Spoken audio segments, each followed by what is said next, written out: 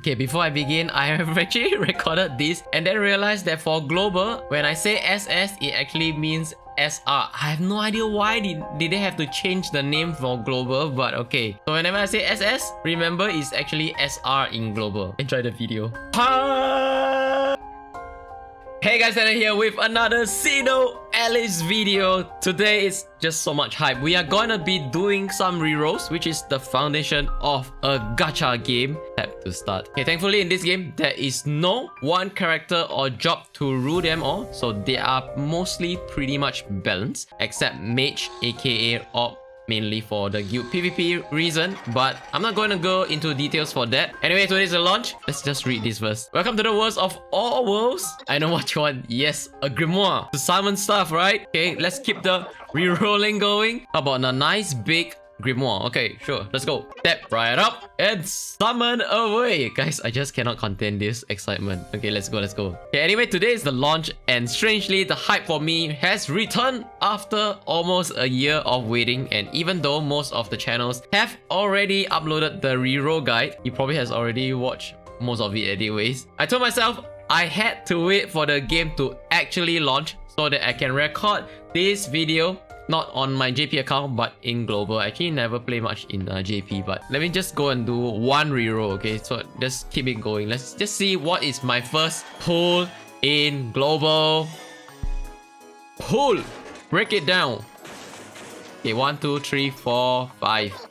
Bad luck is not a problem, it's just... Oh, no, thanks! Another murder weapon to add to the pile. Okay, so none of the dolls kick each other, so... I don't know, just remove all this first. A. Okay, minimum is A. So 5 of them. 1. S. Okay. SR. Okay. SR. Okay. Hey, what's with the rates? Guys, I tell you, JP luck is always better for some reason. See, it's nothing. There's nothing. But you guys probably already know this, but in global, we have this quality of life here, which is summon another grimoire. And then you can just keep doing this endlessly, okay? So just keep doing this. I will probably be streaming on Twitch the moment I finish editing this. Come on. Oh, nice. I actually kind of like their summoning, you know? There's the dolls are... guys. Yeah. I'm just gonna finish this one. Okay, so... And then we'll move on. So might be really bad luck. Okay, so I'm gonna stop this. Oh, still got one more. Okay, SR. Okay, I'm gonna hit OK. Get what you wanted. All about summoning to your heart's content. That's right. But first I'm gonna ask you 2 things. Your name. Okay, so you sign this contract. It's bound to your... I don't know what account is it. I have not actually checked this. I'm gonna restart this right now. And okay, so let's start with the first point. Okay, really importantly, number 1, should I reroll? Okay, actually, come on. Frankly, guys, is this even a question anymore? This is a gacha game, okay? I feel like in gacha game, the answer is always maybe.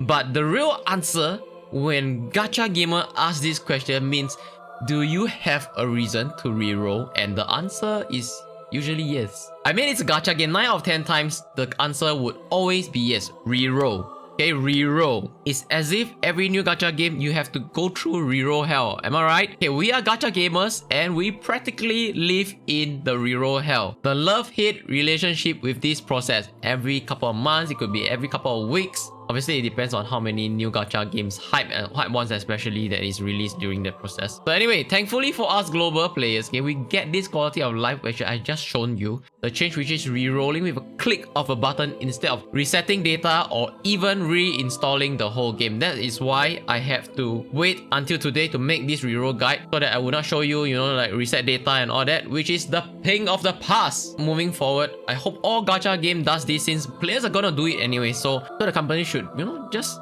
help us with this initial stage of agony, right? And just start playing the game. And then comes the real question, what do I reroll for? Or rather, who? Okay, in short, I feel like it boils down to 3 answers. Okay, number 1, reroll for your waifus. So obvious because it's fine to settle with whatever. Okay, I'm gonna elaborate each point later on. Okay, so number 2, Roll for 2 double S weapons with a job, preferably with your role intended to be DPS or support. That needs another video to explain if you do not fully understand this yet. Okay, but in short, if you're gonna go for a breaker, so try to go for 2 characters with breakers so that you can get more stats from it. Again, if you don't understand this, you have to understand the characters, the job system, and also the weapons. Okay, so number 3, finally, reroll for a nightmare and a SS weapon with a job if you miss rerolling so much. Okay, personally, I'm probably gonna try this, but looking at the first 2 rolls, which is horrible, I don't know, maybe global might actually be lower rate or something. We will never know, okay? And then number 4, okay, sorry, I'm not good with numbers. I said like 3 points, but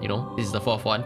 Roll for a nightmare and 2 SS weapons with a job if you hate yourself. I probably don't hate myself enough to do this, so let me know if I miss out on any points of okay, so the reasons to do some rerolls. Now to explain a little bit more for each point. So at number 1, I said to roll for a waifu. So this game basically uses everything you roll for. So whatever jobs, whatever characters to weapons, and even nightmares, you're probably gonna use it at some point or later. So especially the jobs. So whatever jobs that you have, the overall account, so all your characters will be able to gain the stats as indicated by each job. With each level, you gain a certain stats. It could be 30% extra damage to crusher jobs, or just 10% extra damage to all characters and things like that. Okay, I just have to show you this. Okay, so let's take Alice for example. I'm just gonna click breaker, okay? And then breaker. This Alice, I think you just need to complete chapter 1, paragraph 1 to actually get her, just the OG Alice. Okay, so for example at level 1, okay, straight away she unlocked this. Blade 10% up in areas affiliated with Alice. So anytime she uses Blade and then she's using Alice, she will get that 10% Blade up. Okay, this bonus.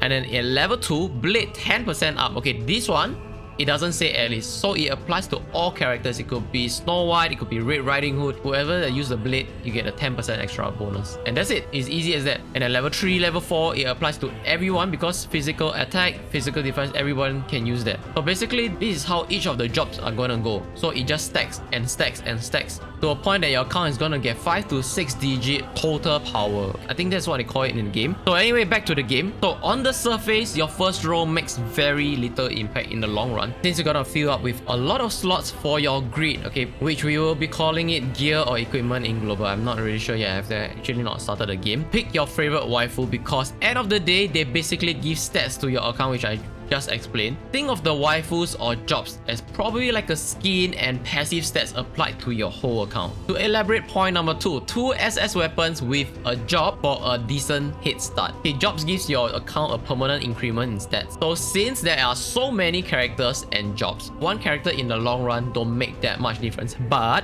when starting out, it does give you a decent boost in stats. Okay, so back at this page, okay, let's just take the Gunner job as example. So for example, I roll a Gunner job. Okay, so Alice here. So what I'm gonna get along with a job, Alice, is all these specific things like range 30% up in areas affiliated with Alice. So this applies to anything that is range when you're using Alice. And then at level 2, range 10% up. This applies to all the other characters that are using range weapon as well. So as I explained previously for the original Breaker Alice, this applies the same as the Gunner Alice, but just for that Gunner stuff. The stats actually applies magical attack, magical defense, because Gunner is actually single target magical type, whereas the Breaker is single target physical attacker. So physical, magical. The different jobs actually have different attack types, so please take note of that as well. Number 3, why Nightmare? Because SS Gacha Nightmare are obscenely rare to a point that you may or may not have even seen it during the course of this play. PTSD flashback to Summoner's Sword, 0.5%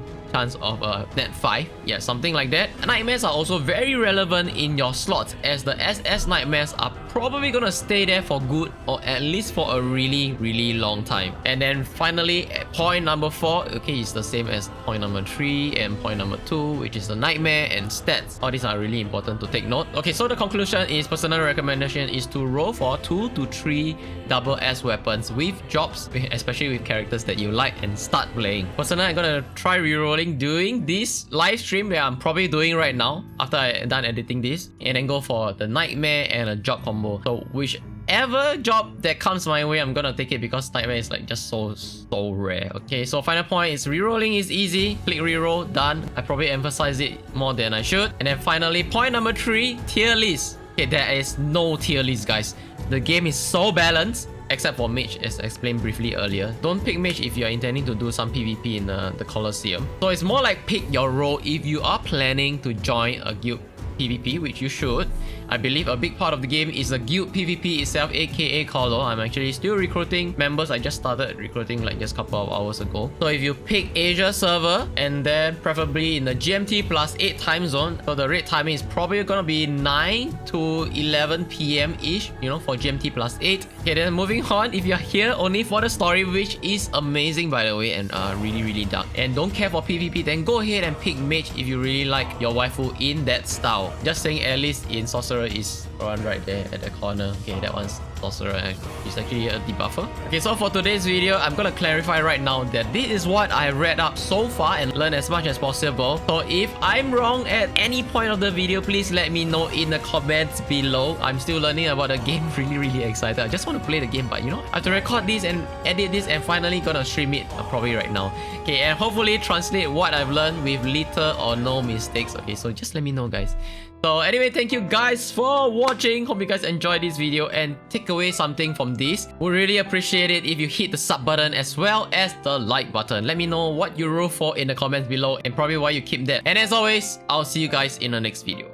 Peace. Or rather on Twitch if you are interested, just hop in. Bye.